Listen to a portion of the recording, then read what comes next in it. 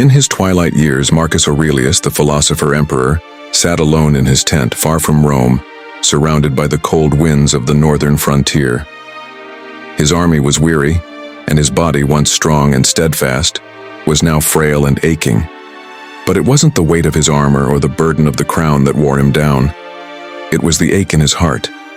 His son, Commodus, had grown distant, his mind poisoned by ambition and thirst for power.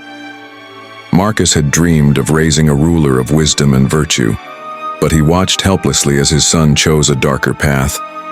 Yet, in his heart, he clung to hope. The hope that words could heal where discipline could not.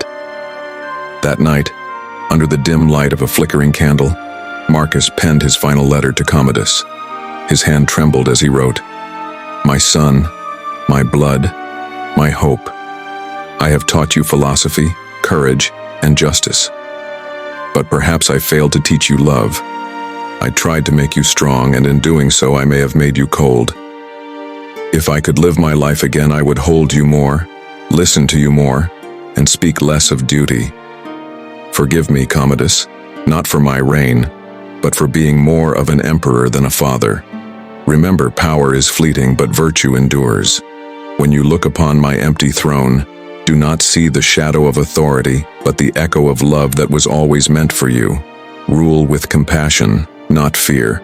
Lead with wisdom, not wrath. If you find tears in these words, let them cleanse the bitterness from your heart. I love you, my son. Even now, I love you. Always." Marcus folded the letter, sealing it with his emblem.